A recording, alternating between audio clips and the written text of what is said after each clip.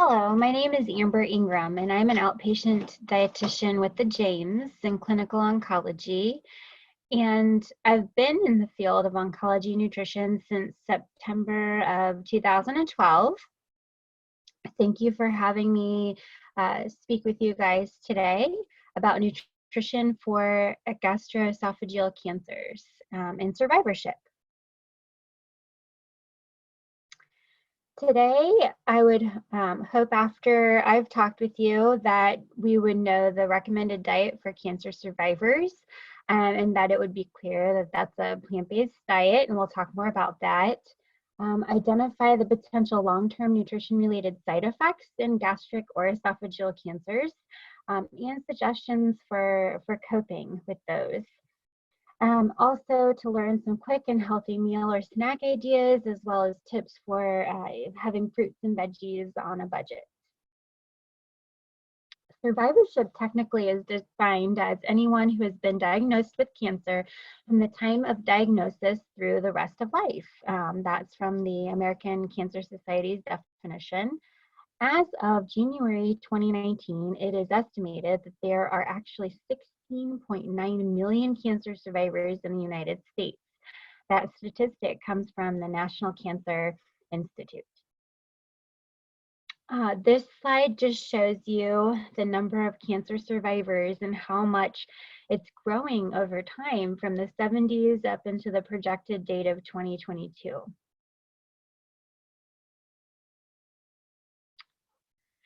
So cancer survivors can be at an increased risk for other cancers or cardiovascular disease, diabetes, osteoporosis. It's important to know that for cancer prevention, we have to look at the things we can control, and that's our body weight, what we eat, and our physical activity levels. And all of those things work in our life synergistically or all together for cancer prevention. And I would remind you to work with your treatment team, including your oncology dietitian, to individualize your plan. I will say that, we know what long-term side effects people can have with certain surgeries and treatments, but everybody reacts differently. So be sure to individualize what would help you the best. The GI tract is outlined here, specifically talking today about esophageal or stomach cancers. The American Institute for Cancer Research, or AICR, recommendations for survivorship are to be at a healthy weight. That would be at a BMI of about 25 or below. And if you're not sure what your BMI is, there are many BMI calculators for free online, or they have charts as well where you could look at your weight and height combined to see where you lie and what a good goal would be. Be physically active. The goal in survivorship is 30 minutes per day, most days of the week as tolerated. We want you to eat a diet rich in whole grains, vegetables, fruits, and beans. Limit consumption of fast foods or other processed foods that are high in fat, salt, and sugar. Limit the consumption of red meat, such as beef, pork, and lamb, as well as your processed meat. And we will talk a little bit more about that in a bit.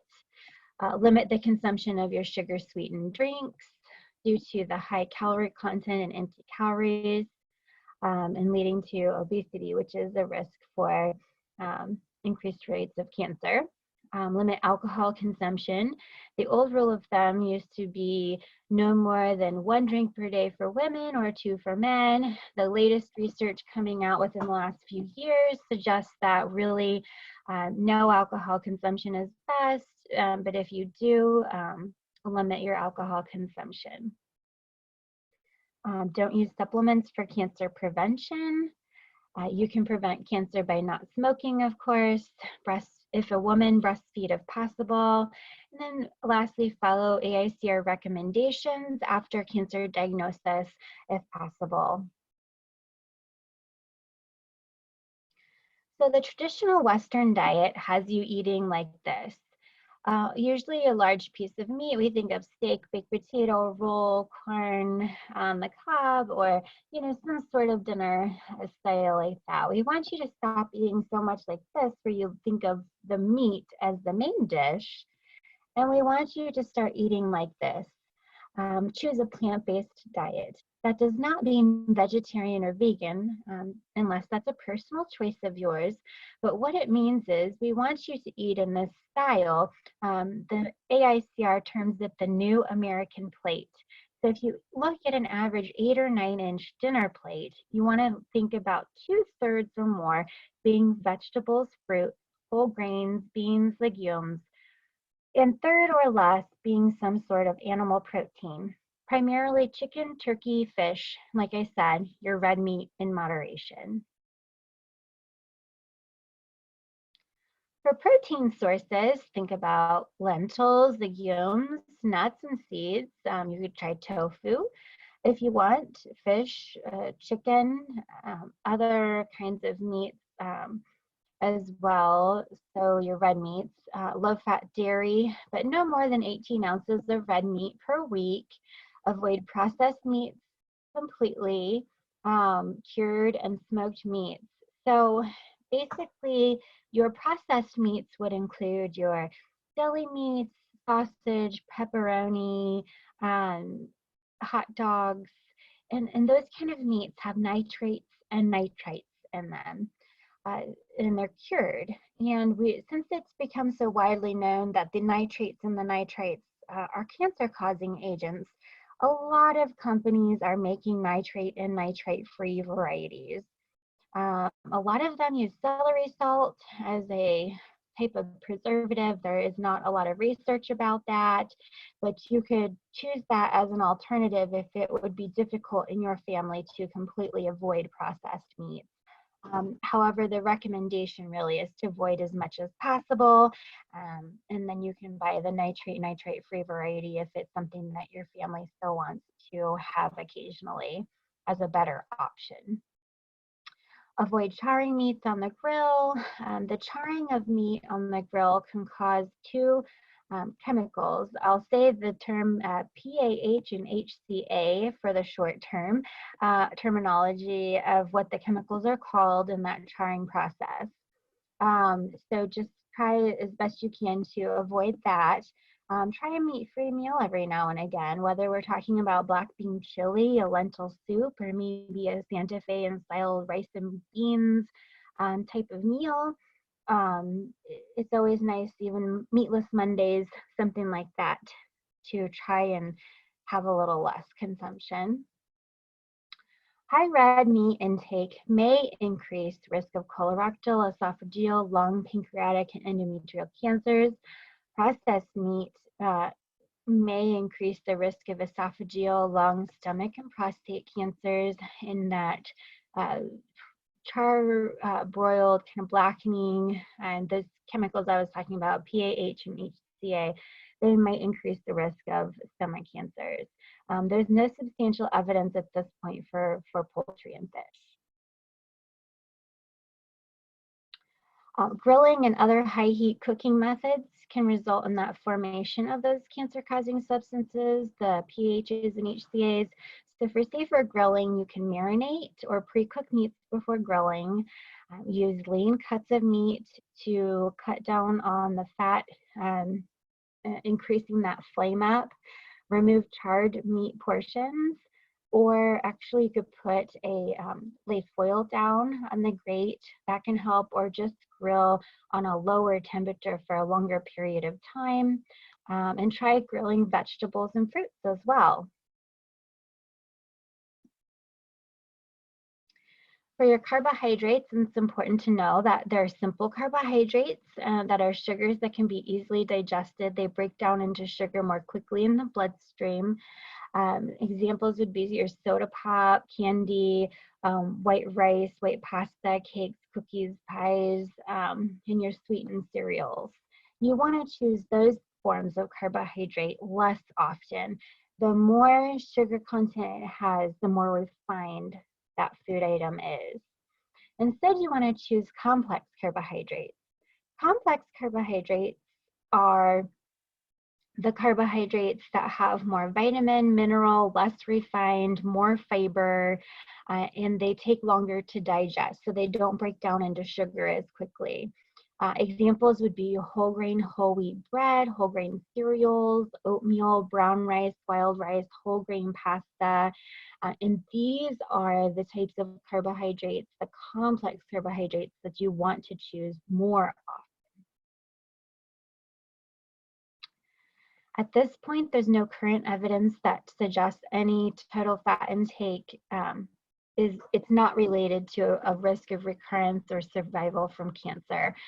Some studies suggest omega-3 fatty acids may be beneficial for survivors, but honestly, more research is needed at this time. Omega-3 fatty acids are good for you for your cardiovascular system, though, for your heart, in that it can be found in your salmon or fatty fish, your nuts, especially walnuts, and flaxseed or ground flaxseed would be the best source. So yes, it can honestly decrease inflammation and help with your heart, but I think more research needs to go into that as a benefit with cancer or not. You want to limit the intake of saturated fats.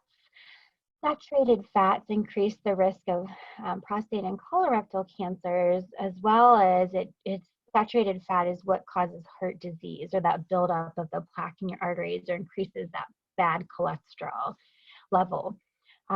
Saturated fats mainly come from, like I said, your animal food sources. So red meat, your cheese, your full fat dairy are examples of what usually have a lot of saturated fat content.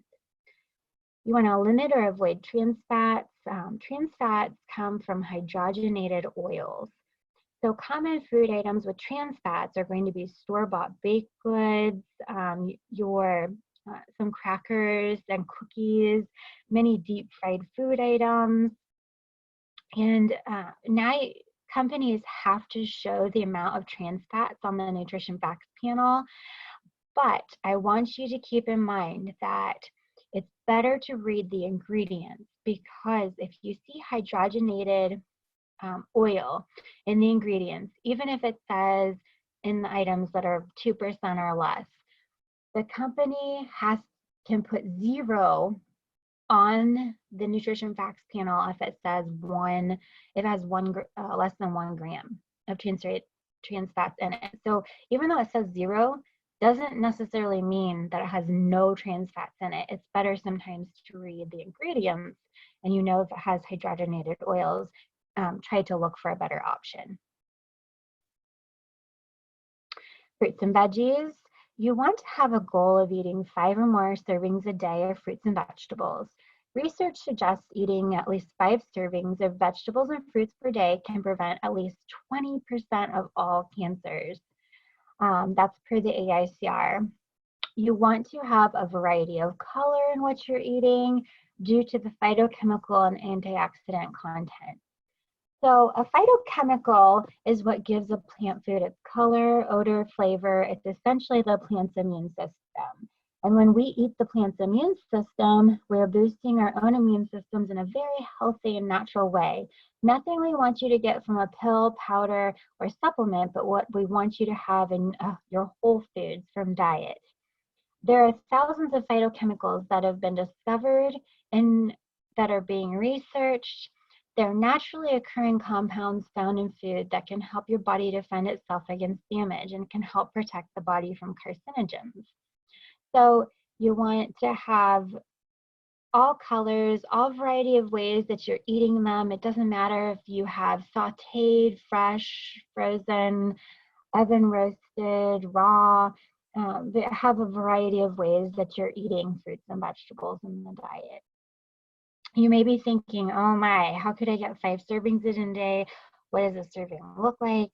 A serving of fruit is 1 medium piece of fruit, size of a baseball, could be apple, orange, pear, half a cup of fresh fruit cut up or frozen. You could have canned fruit as long as it's in 100% fruit juice, or you could have 1/4 cup dried fruit or half a cup or 4 ounces of 100% fruit juice with no added sugar.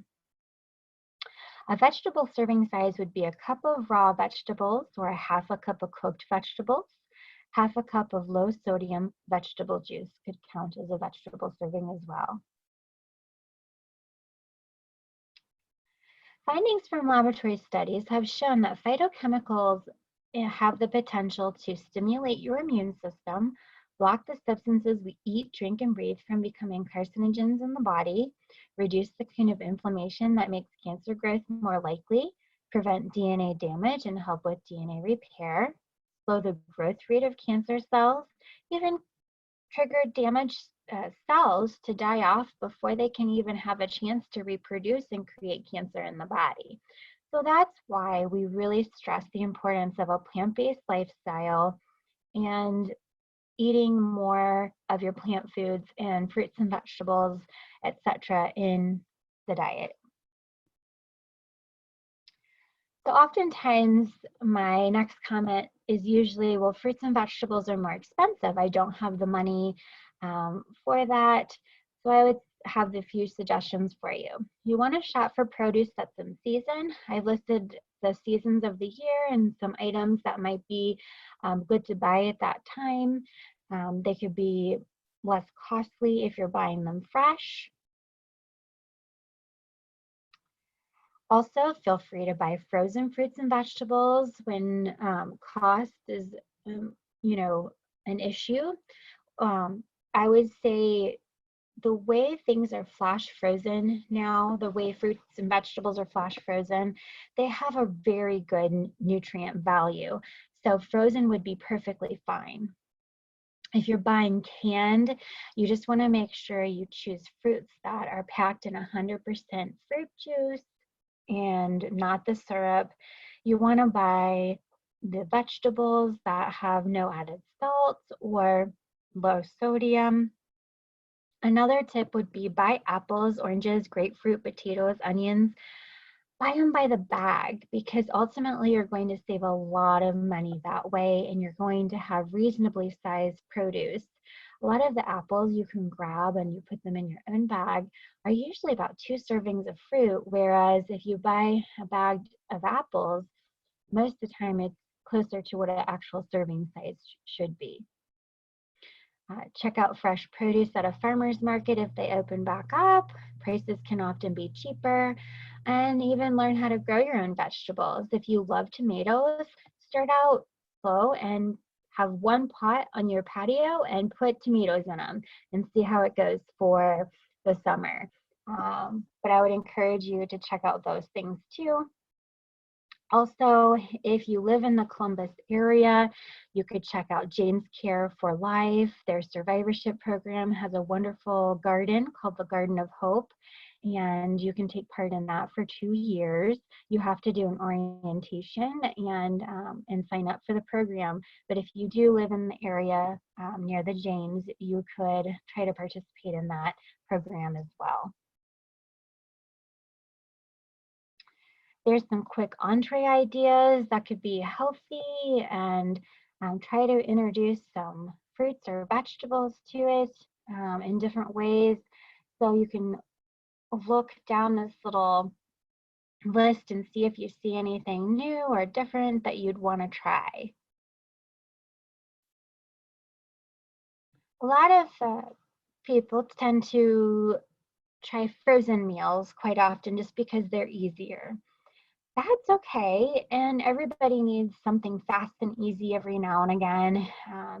So I want you to be sure to look for frozen meals that have 300 to 500 calories, 10 to 18 grams of total fat, less than 4 grams of saturated fat. Look for items that are 600 milligrams of sodium or below, 3 to 5 grams of fiber, and always look that the item you're choosing has 10 to 20 grams of protein in it. So be really mindful if you're going to choose a frozen food item for some of these prerequisites you're looking for. Some items would be like Amy's would be a good one. A lot of times Evil, even Healthy Choice, Lean Cuisine, and Smart Ones can have some good ones that fall into this criteria as well. There are many procedures that you might have, surgical procedures, if you have esophageal or gastric cancers, that can really affect the way you process and digest food items, and can give you some long-term side effects that you may have to deal with after treatment or surgery. One of them is the esophagectomy, where they would cut out the esophagus and pull up the stomach to be part of the esophagus, work as part of the esophagus and stomach. So you can imagine that can really mess with the way you digest food. If your cancer is blocking the esophagus passage of food, you might have a stent placed, in which you would just have to avoid stringy items, pineapple and stringy meats, those kind of things, so that it doesn't get caught and cause a clog in the stent or migrate it down. You could have a total gastrectomy or a subtotal gastrectomy, in which you're losing a lot of that reservoir where food would go to begin that digestive process. So you could imagine a lot of side effects can result from that. These are the particular surgical procedures and what those kind of look like, what it looks like for your anatomy afterwards. One long-term complication you might experience is dumping syndrome if you lose part of your stomach. If you eat a large meal or eat too much sugar, sometimes the food may be dumped too quickly into your small intestine, and that's called dumping syndrome. If you have experienced cramping, pain, nausea, diarrhea, maybe weakness, dizziness, a flushing kind of feeling, you could see these signs within 30 minutes of eating, either something high in sugar, or I've even seen it happen with patients that have eaten too much pasta in one sitting, so that's too much carbohydrates that breaks down into sugar too quickly. You can have early dumping within the first 30 minutes. Sometimes late dumping can occur where you'd have that kind of feeling about 2 hours after eating. Some people, it helps if you lay down for about 30 to 60 minutes and these symptoms can begin to go away. What can help as well is to eat small, frequent little mini meals during the day. So 4 to 6 times per day that you're trying to eat a little bit of something, avoiding the concentrated sweets or simple sugars, eat more slowly, chew really well to start that digestive process, avoid items that are very hot or very cold. They might aggravate the symptoms, lie down and rest, or do what we call keeping meals dry.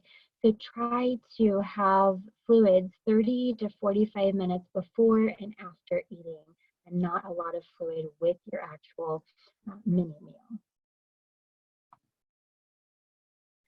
A lot of times reflux is a common complaint. Try eating several small meals throughout the day. Take your medication as prescribed. Wait 3 hours before lying down after eating. Use a wedge pillow or stack your pillows to a 30 to 45 degree angle when you do go to lay down in the evening. Avoid foods that are known irritants. Everybody is different, but some of the biggest triggers would be chocolate, peppermint, caffeine, alcohol, fatty foods, and anything really spicy with pepper. I've had patients say garlic and onion, as well as tomato products too. So you'll just have to gauge for yourself what is that trigger food for you. Vitamins and minerals may be needed if you've had a total gastrectomy or partial gastrectomy. You may need just a really general multivitamin, nothing with mega doses in it. Get your B12 levels tested and see if you need supplementation. You may need calcium and vitamin D, especially after cancer treatment.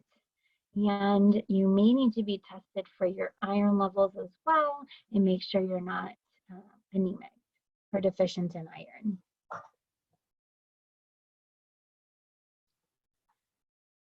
Some patients who've gone through esophagectomies or esophageal cancer treatment could still have some mild dysphagia and difficulty swallowing. And this could happen if where the tissue is sewn back together, it can kind of tighten up. We call it a stricture. And if that happens, sometimes the passing of food becomes a little bit more difficult.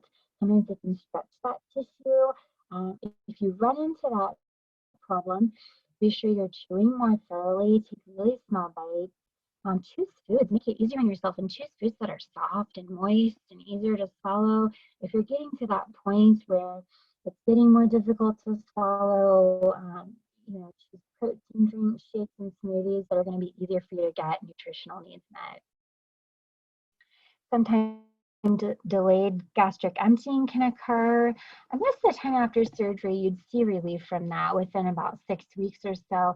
But if it continues on for you, be sure you're following the directions of your team for medications that may help your stomach to empty faster.